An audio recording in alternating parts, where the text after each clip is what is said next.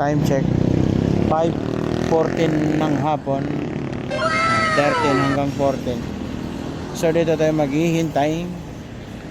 Hindi na tayo mag-iiwan ng panggas. So mamimigay na mismo tayo sa mga mismong nakamotor na nakakilala sa atin at marunong sa sinyasan natin. Alam nyo ba ang ating sinyasan? Ganyan. Yan. Kapag nakilala mo ako or nakita mo ako ngayong alas 5 ng hapon, live na live ako, pwede mo akong tigilan dito. Maghihintay ako dito ng 5 minuto para i-full tank ko yung sasakyan mo.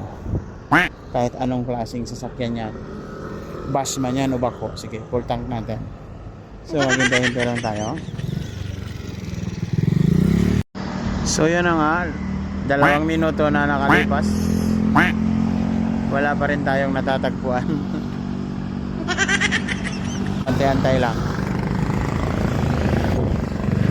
Kapag ikay napadaan sa akin at nakilala mo ako tapos nasinyasan mo ako, i-full tank natin yung sasakyan mo.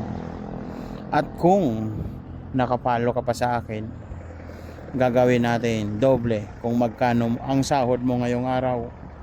Halimbawa, minimum mo ngayong araw ay 750, may sahod kang 750, so gagawin natin 1.5. Siyempre pumaldo tayo kagabi, mamimigay din tayo. So hintay-hintay mo tayo, wala pa ganong nadaan. So paano, 5 minuto na nakakalipas, wala pa rin tayong natatagpuan na followers natin. Ang ibig sabihin lang talaga yan, wala pa tayong ganong followers. Pero kung parami tayo ng parami, siyempre marami na. Kaya ikaw, ano pang hinihintay mo? Follow mo na ako. Baka makita mo ako sa daan, pwede kita i-full tank. So paano? Hanggang dito lang muna ang video natin. Bye bye. Tapos dito 5:37 ng hapon. Yan. Dito lang yan sa may Amadeo. May kape. So maghihintay tayo dito ng mga kasubaybay natin na hihintuan tayo at makikilala tayo. Yan. Kapag nasinyasan mo ako ng ganito, yan, libre ko yung gas mo, gasolina.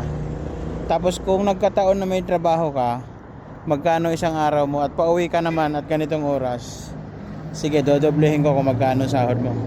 Mamimigay tayo ng balato. So hintay-hintay lang tayo, 5:38 ng hapon. So maghihintay lang tayo. So 5:43 na, 5 minuto na nakakalipas. Tingnan natin kung kilala tayo nito mga to. So bibigyan natin ng sahod sila pagka tingnan natin minimum.